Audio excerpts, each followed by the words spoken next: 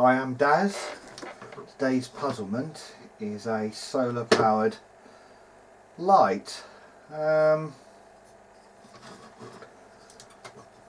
told it just sticks on. Well, it comes on.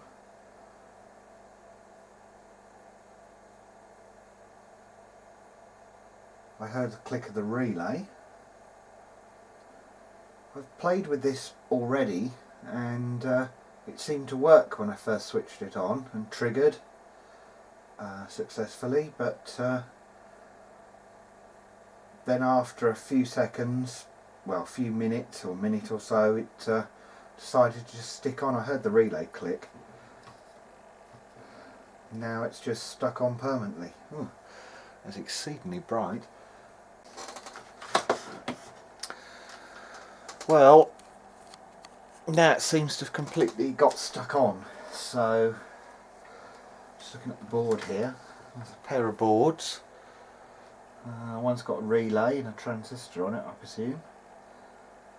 And is it a good idea for me to pull this out while the power's on? Well, maybe. I don't think there's enough cable to work on, but I can see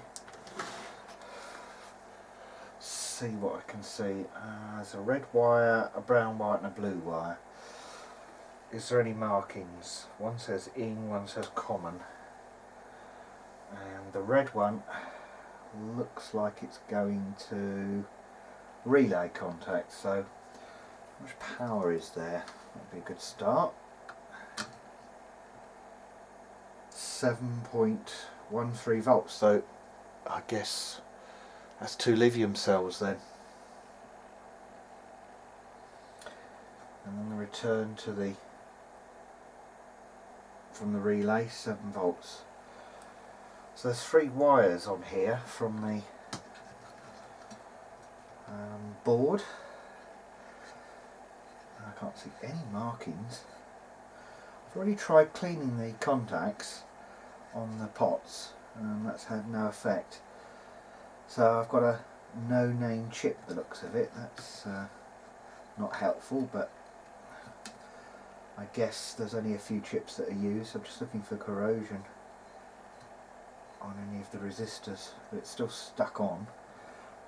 Positive, negative relay is marked on this board, so well, that helps somewhat. Oh, it's gone off again. Now it's decided.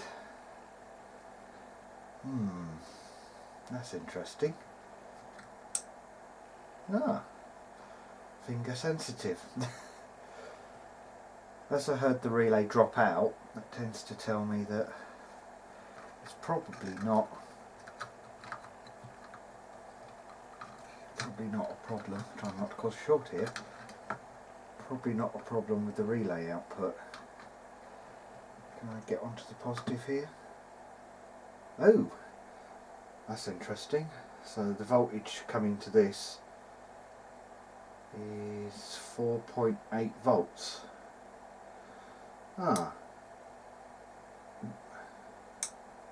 It's come on again. 4.85 and it went up to about 5. So let's have a look at relay.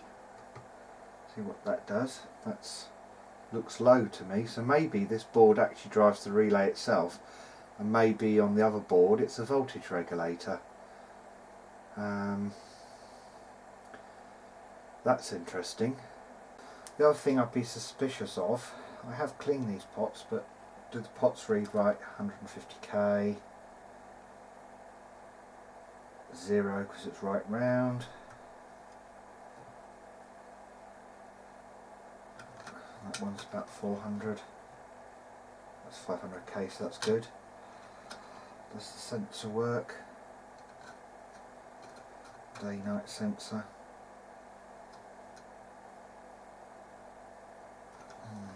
Hard to measure. I get my fingers all over it, but it does appear to vary as I move light round, so that's good. Well, I just popped the back off because I'm just intrigued to see what else is going on in here. There's a 5 ohm 5 watt resistor, pair of cells, nothing else, so hopefully they're protected cells, I would hope. I was just trying to see if I could get a bit more wire out the other end. But, what are we seeing? There's 2 reds there. It's a red from the solar panel.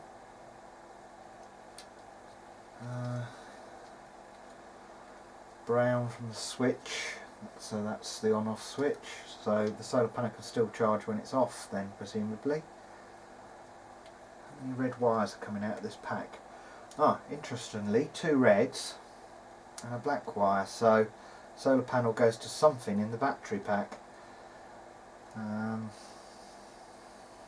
So presumably there's a board in there and a protection circuit, so maybe it protects it from over discharge and overcharge. But interesting variety of colour of wires here, I must admit. Now I've got it a little bit better apart.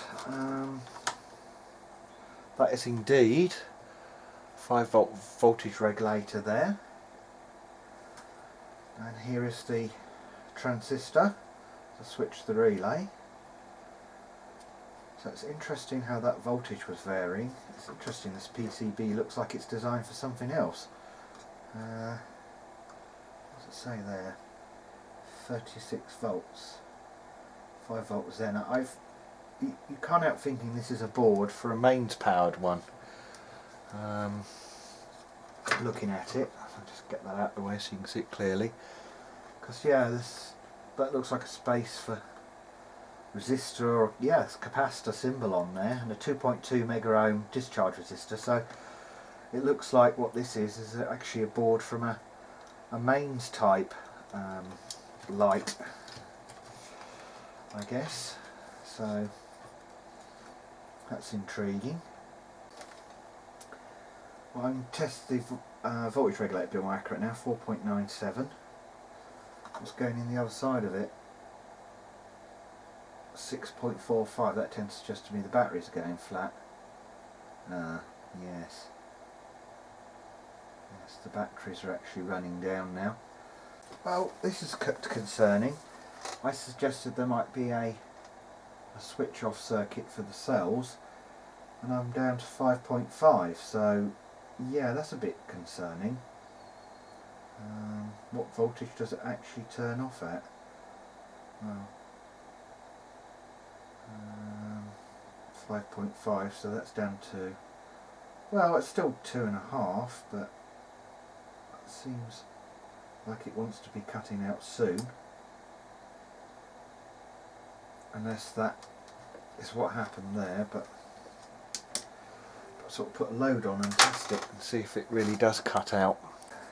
So it's me thinking, why haven't the battery been cut out? And the reason is I forgot, of course, there's a diode on the board supplying this, so there's a protection diode.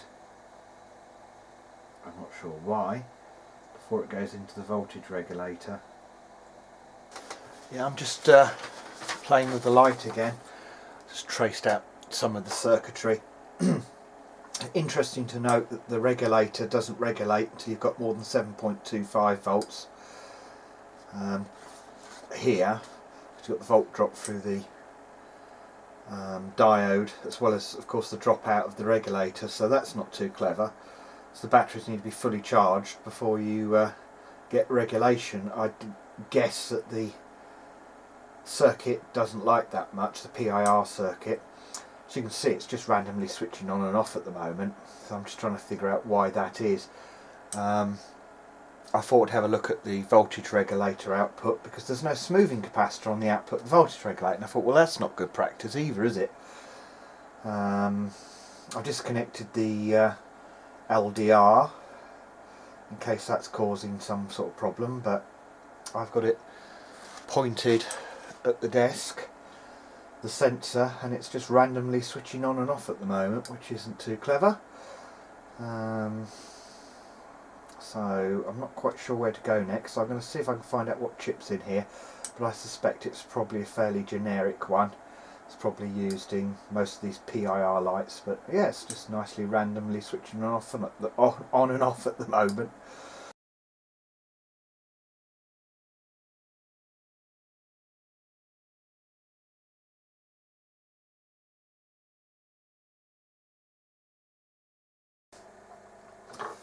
Well, I've changed the pyro sensor and I've replaced the electrolytics on the board.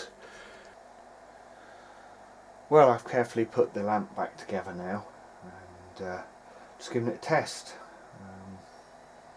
I wasn't convinced that replacing the PIR sensor has fixed it, all the capacitors, but I'm not so sure now. I've left it on for a good hour and it actually seems to,